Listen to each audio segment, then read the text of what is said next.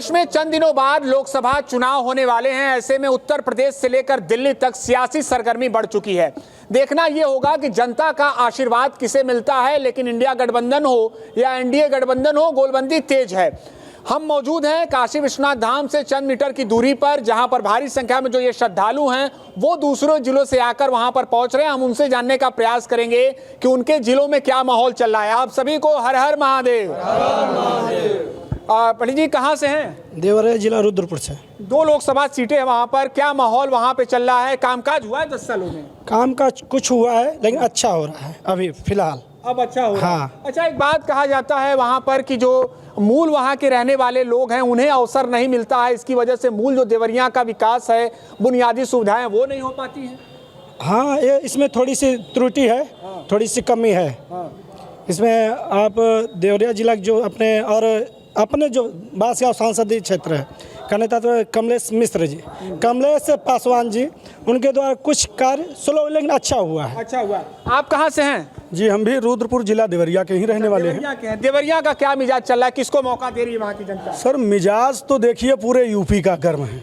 गर्म है। हाँ, और मिजाज ऐसा है सर कि इसमें कोई दो राय नहीं है कि आने वाला जो है हमारा लोकसभा चुनाव मोदी जी के सर चढ़ेगा। और इसमें कोई कहने की बात नहीं है, ये हर लोगों के दिलों में है और हर लोगों के जुबान पे भी है कि हर हर मोदी घर घर मोदी। इसमें कोई दो राय नहीं है।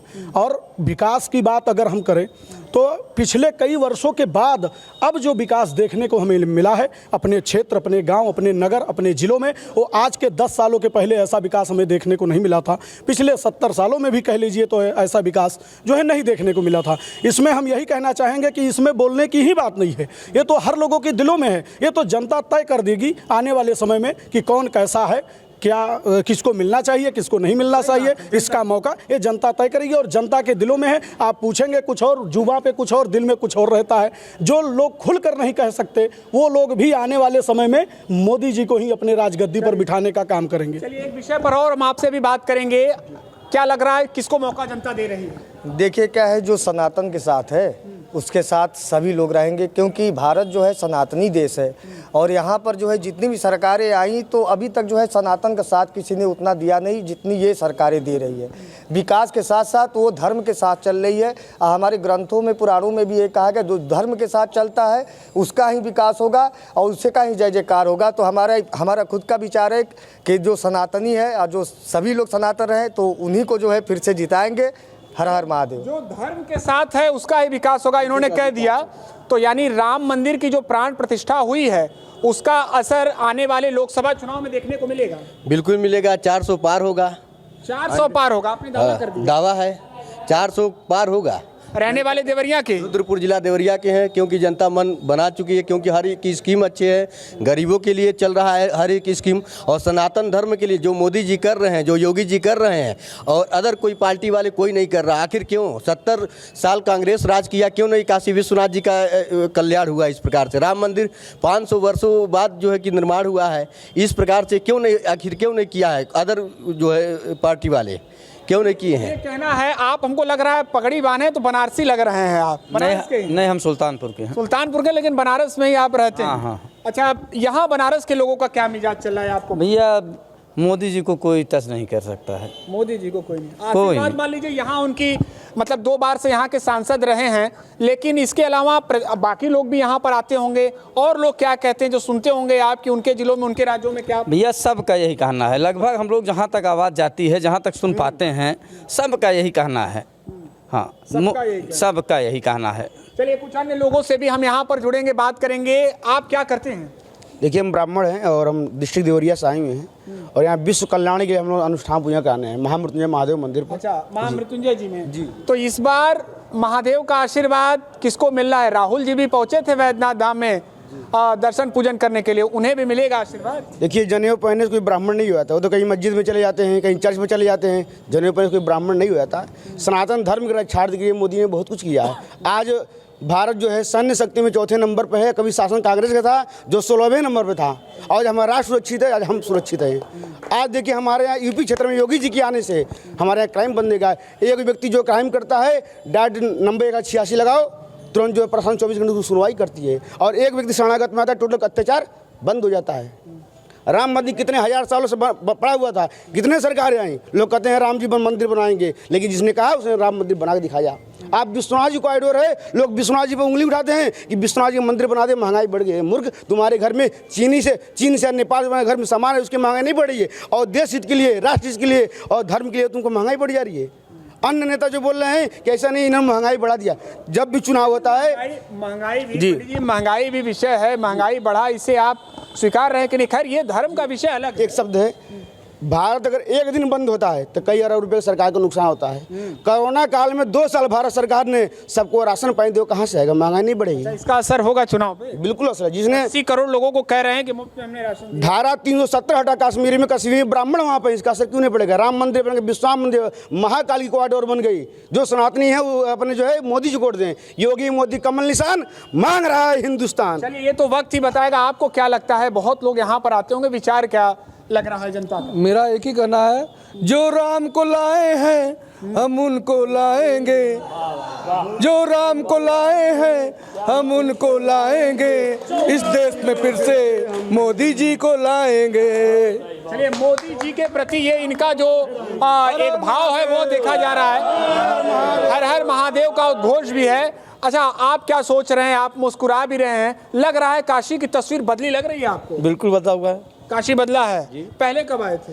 पहले मैं तो हर साल आता हूँ, हर साल? वर्ष में 4 बार आता हूँ। तो बदलाव काशी में देख रहे हैं? बहुत देखा मैंने। आप क्या करते हैं? भैया हम यहाँ जनेऊ का काम करते हैं, ब्राह्मण। जनेऊ? जी ब्राह्मण हैं और बनाते हैं? जी बिल्कुल। जनेऊ बनाते भी हैं, यहाँ बेचते भी हैं। बहुत दिनों से रह रहे हैं, कम से कम 15 साल से हम बनारस रह रहे हैं। क्या बदलाव देखा है? बहुत बदलाव देखा है ना। तो कभी ऐसी सड़कें थी बनारस की, गलियाँ देखिए कितना सफ़ा है। मोदी जी के अलावा यहाँ किसी की टक्कर उक्कर नहीं है, सिर्फ लोग कह रहे हैं। हम अवध क्षेत्र से आते हैं जी, जबकि वहाँ भी विकास हुआ है, ऐसा कुछ नहीं है। कोई कह नहीं सकता है कि विकास नहीं हुआ है। एक सवाल सबसे लेंगे यहाँ पर। चलिए, हमारे साथ कुछ अन्य लोग भी जुड़े, हम उनसे भी बात करेंगे। बनारस क्या सोच रहा है? कहाँ से हैं पहले ये बता दीजिए। काशी से हूँ मैं, बनारस से। और बनारस क्या सोच रहा है तो बम बम बोल रहा है काशी। पहली चीज़ तो ये है कि बम बम बोल रहा है काशी। और अयोध्या जी में जो इतना बड़ा इन्होंने निर्माण कराया, और वहाँ हिंदू मुस्लिम सिख ईसाई सभी जा रहे हैं, और मीडिया और प्रिंट मीडिया के माध्यम से हम लोग देख भी रहे हैं जी। तो ये मिथ्या है, गलत है कि सिर्फ हिंदू पसंद करते हैं। सर्व धर्म सारे लोग पसंद कर रहे हैं मोदी जी को और योगी जी को। और सबसे बड़ी चीज़ ये है कि अगर यहाँ पे कोई भी व्यक्ति, चाहे हिंदू हो, चाहे मुसलमान हो, चाहे जो भी हो, अगर आप उससे विकास की बात करेंगे तो विकास मोदी जी ने किया है, योगी जी ने किया है। और सत्य को दिया दिखाने की ज़रूरत नहीं होती है, सत्य अपने आप में खुद प्रकाशमान होता है। ठीक है। और राण साड़ सीढ़ी सन्यासी इनसे बचे तो सेवे काशी। कहने का मतलब ये है कि यहाँ सभी लोग रहते हैं और इनसे बच के रहिए। और योगी बाबा से जो आजकल चल रहे हैं ना लोग, तो योगी बाबा से भी बच के रहे, क्योंकि उन्हीं समय से हैं राण साड़ सीढ़ी सन्यासी, इनसे बचे तो सेवे काशी। एक सवाल का जवाब हम यहाँ पर जनता से लेंगे। आज उत्तराखंड के लिए दिन बेहद महत्वपूर्ण रहा। दरअसल वहाँ की सरकार ने पूरी तैयारी कर ली है एक समान एक कानून लागू करने के लिए, यानी यूसीसी पर हम चर्चा कर रहे हैं। और अगर ये कानून बनता है तो उत्तराखंड देश का पहला राज्य होगा जहाँ पर यूसीसी लागू होगा, यानी एक देश एक कानून वाला जो वहाँ पर प्रावधान है वो आगे बढ़ चलेगा। चलिए, यहाँ पर जो लोग हैं हम उनसे बात करेंगे। आपको क्या लगता है, उत्तर प्रदेश में भी अब जरूरत है कि एक देश एक कानून यानी यूसीसी यहाँ पर भी लागू हो? जी बिल्कुल होना चाहिए। एक देश एक कानून होने से हमारे यहाँ बहुत सारी त्रुटियाँ जो हैं अभी फिलहाल में वो दूर होंगी, और लोग एक कानून के तहत आएंगे और एक जगह से पूरा जो है कंट्रोल किया जाएगा। है, इसमें कोई दो राय नहीं है, होना चाहिए। लगता है कि वर्तमान सरकार, उत्तर प्रदेश की हम बात कर रहे हैं, वो लागू करने में सक्षम है? क्योंकि यहाँ पर भी अगर बात कर लें तो अलग अलग राज्यों की अलग अलग स्थितियां रहती हैं। सामाजिक परिवेश की बात हो जाए, इसके अलावा वहाँ पर जनाधार की बात कर ली जाए, यहाँ पर अलग अलग धर्मों के लोग बड़ी संख्या में रहते हैं। तो आपको लगता है कि ये लागू करा सकती है सरकार? देखिए, समुद्र जो है शांत रहता है और नदी कितने आते हैं ना कुछ करने के, क्योंकि जब नदी चलती थोड़ी सी पानी जब तूफान पर आती है और बड़े पेड़ों को उखाड़ नहीं पाती है, लेकिन घास जो होता है थोड़ा सा छोटा घास होता है ना, उसको उखाड़ नहीं पाती, लेकिन समुद्र डुबो देता है। तो योगी और मोदी समुद्र है, और समुद्र को जो लहरा में वो बह जाएगा। तो कहने का मतलब कहने का मतलब क्या है, यूसीसी यहाँ पर उत्तर प्रदेश में लागू होना चाहिए कि नहीं? बिल्कुल लागू होना चाहिए और जनसंख्या नियंत्रण कानून भी लागू होना चाहिए, क्योंकि आज भारत जनसंख्या नियंत्रण कानून नहीं लगा है, कल भारत में जो है भारत के 2 खंड हो जाएंगे। क्योंकि जैसे आज पाकिस्तान बटा हुआ है और पाकिस्तान अपने ही सीने पर खंजर खोज रहा है, कल और पाकिस्तान एक और बढ़ जाएगा तो देश के टुकड़े टुकड़े हो जाएंगे। एक अंतिम सवाल का जवाब लेंगे। आपको क्या लगता है सर, अब वक्त आ गया है कि उत्तर प्रदेश में भी यूसीसी लागू हो? देखिए, कहीं एक जगह अगर हम कोई चीज़ लागू करते हैं और अगर वो अच्छा जाता है देश हित में, तो सिर्फ उत्तर प्रदेश में नहीं पूरे हिंदुस्तान में लागू होना चाहिए। पता लगा हम एक लड़का और एक लड़की पैदा कर रहे हैं और कोई 5 लड़का 5 लड़की पैदा कर रहा है, तो देश के ऊपर उसका भार आता है। और जो गरीबी आप बात करते हैं कि हम लोग 150, पहले 125 करोड़ थे, अब शायद 150 करोड़ हो गए हैं। 150 करोड़ व्यक्तियों को लोग कहते हैं कि भगवान जो है वो भूखा सुलाता जरूर, अरे भूखा जगाता जरूर है लेकिन भूखा सुलाता नहीं है।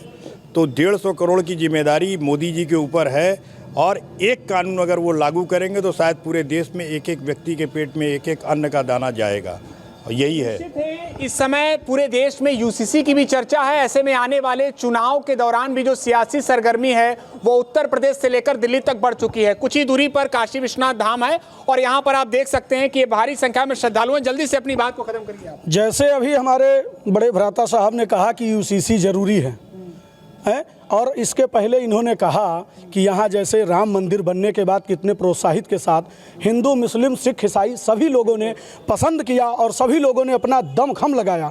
तो इसका कारण यही है कि यूसीसी लागू होना चाहिए। जिस तरह हमारे देश में हिंदू, मुस्लिम, सिख, ईसाई सब एक संभाव हो करके हर एक जो है अच्छे कार्यों का सराहना करते हैं, दमखम लगा करके उसको आगे बढ़ाने का कार्य करते हैं। इसलिए जब हम एक हैं तो इसमें कोई दो राय नहीं, यूसीसी होना चाहिए, लागू होना चाहिए। और यही हमारे हिंदुस्तान की खूबसूरती भी है कि सभी विचारों और सभी धर्म और सभी संस्कृति के लोग यहाँ पर रहते हैं।